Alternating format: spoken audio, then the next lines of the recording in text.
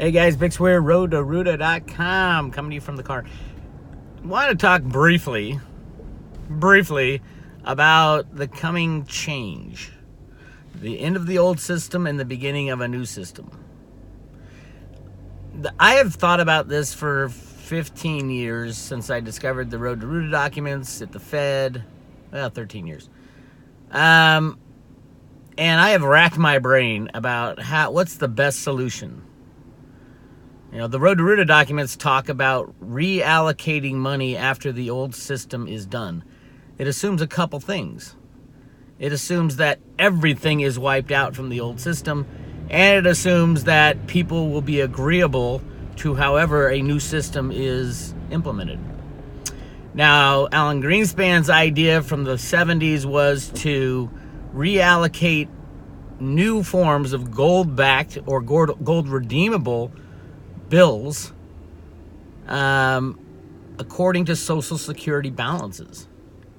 Because what they say in the Road to Ruta documents is it's fair for everybody, or it's the most fair thing because the people who have bought into the system the longest will get the most, and vice versa. That's why they cap Social Security at, I think it's $110,000, $120,000. After that, they don't charge Social Security. They don't take Social Security out of your paycheck anymore. So it would kind of get rid of the ultra rich, obviously, but also it's kind of merit based over the past, your whole working life. Now I have thought about that, and I'm like, yeah, but you're going to have to start everybody off with a basic income when money is gone, and money goes away because the banks crash. The banks crash because we don't bail them out when they come begging in a couple weeks, probably. By the end of the year, I think they'll come begging to Congress for another bailout.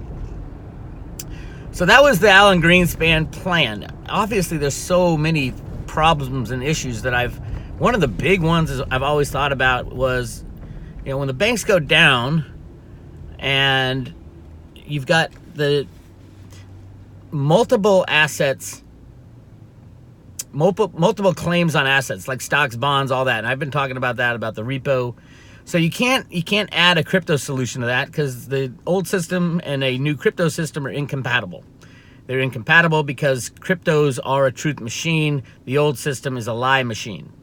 So you can't put U.S. bonds into any crypto solution because there's 3 or 4 claims on every single bond out there, and they're being used as collateral for rehypothecating loans on the repo market and things like that. So a crypto solution doesn't work for U.S. bonds, which is, I think, one of the biggest asset classes on planet Earth right now, if not the biggest asset class. And also, when it comes to hard assets, what about renters?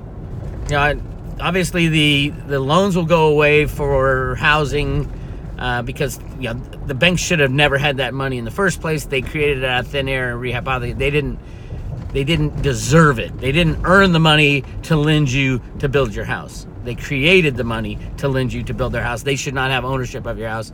So I don't think there'll be any kind of bank coming back saying, oh, you owe us this for houses. But then again, it gets to, okay, what about the people who live in apartments? Does the owner of that apartment get free? Do the people get free rent? Is it squatters' rights? How when the system falls apart, how will any kind of property legal enforcement of property rights come into play? I don't know. That's one of the biggest things I had struggled with. When the banks go down, what happens to property rights? Especially the property rights of the bank that created the money out of thin air that has a claim on a property.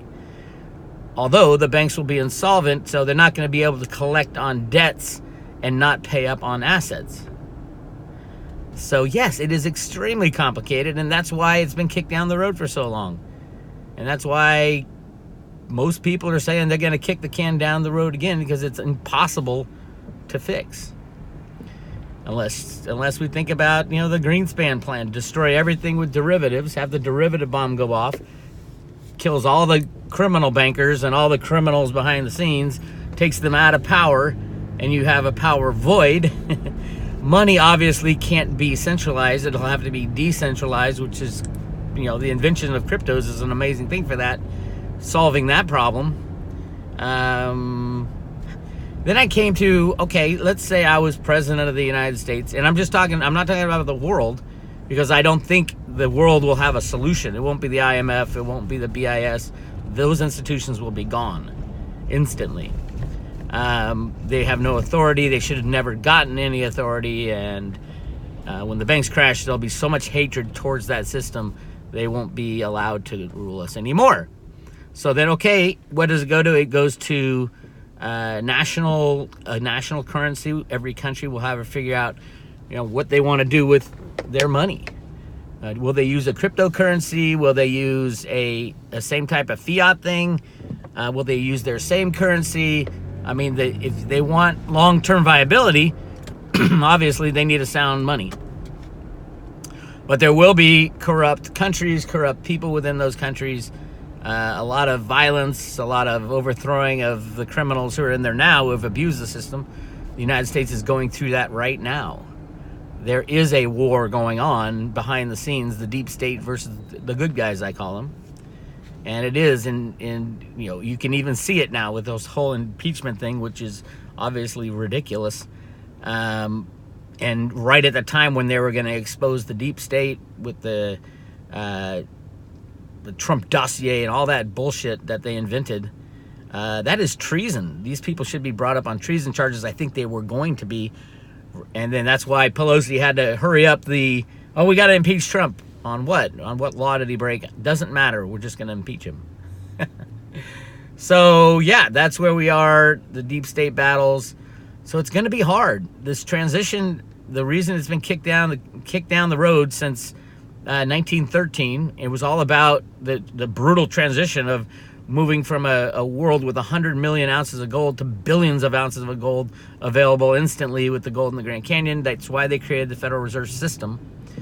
And we continue. So it's been kicked down the road for 107 years next year, right? 106 years now since the invention of the Federal Reserve System. And what do I think will happen?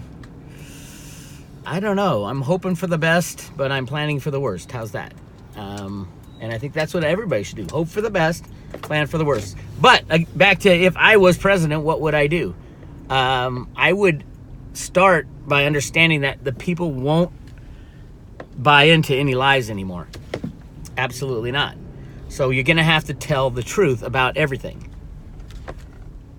And that is going to be shocking to a lot of people, especially the left and the right. Yeah, just massive truth, because no one's going to believe the government anymore unless they expose everything, the 100% truth. And then we can re-elect who we want to be in government. Obviously, the people who are there now will not be there.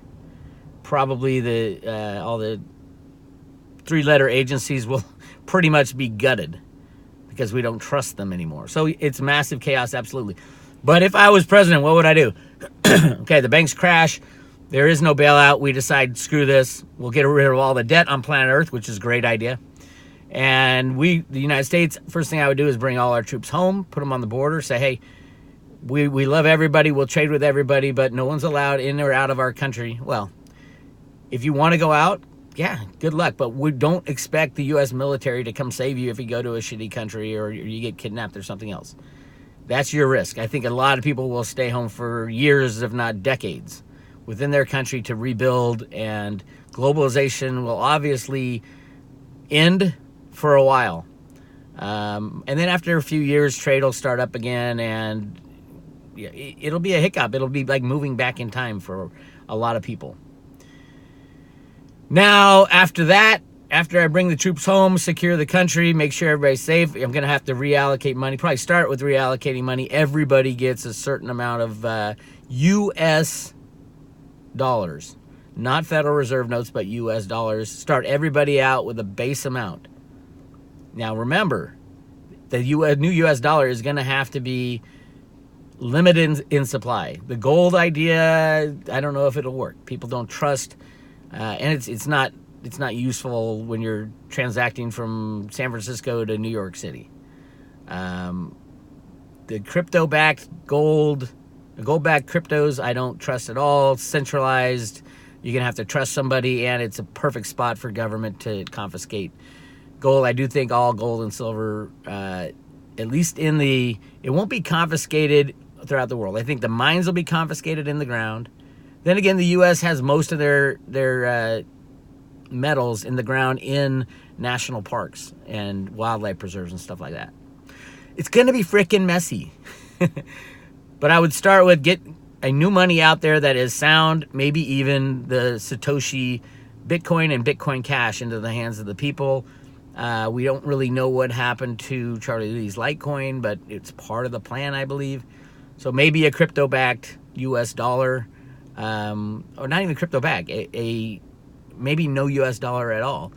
You know, if Satoshi does have the 1 million Bitcoin and 1 million Bitcoin Cash and all the other forks, that would be a good place to start with reallocating some form of Bitcoin Cash type of currency in the U.S.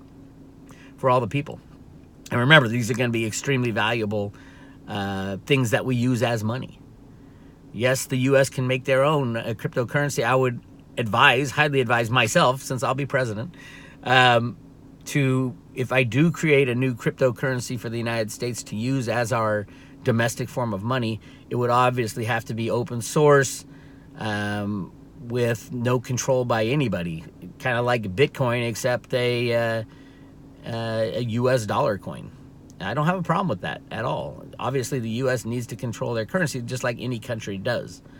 Now, but definitely no ban on using other things as money. I think there'll be a huge basket of things we can use as money, and over time, the strongest ones will win. And let the free market decide would be my decision.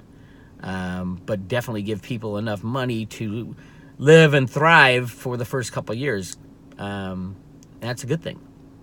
So, but as sound as possible. If it's gold-backed, redeemable gold, that's fine. If it's crypto, that's fine as well, as long as it is a sound, limited supply, fixed supply. There's no way you can cheat, open blockchain type of thing.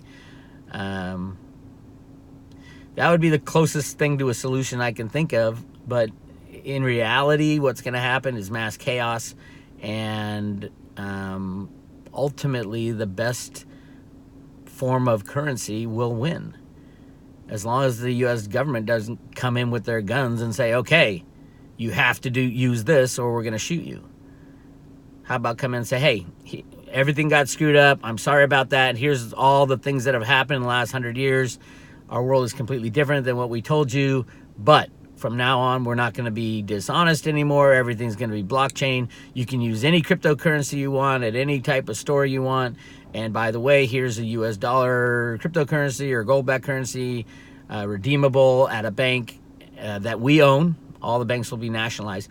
Actually, they already have the spots at post offices. So they don't need the buildings of the banks. Those will go into disrepair because there shouldn't be 40 banks in a town, all of them making money. They're just sucking money out of you. So, yeah, there's a lot to think about as I progress through the transition as President of the United States. Anyway, good luck thinking about this. Wrap it around your head. Go into the comment section and give us your ideas. That'd be fun. Yeah, let's go into the comments and tell me what you're thinking, and I'll check it out for a while. Please, no trolls. Thank you. It's Bix Weir, roadroad.com. Talk to you later.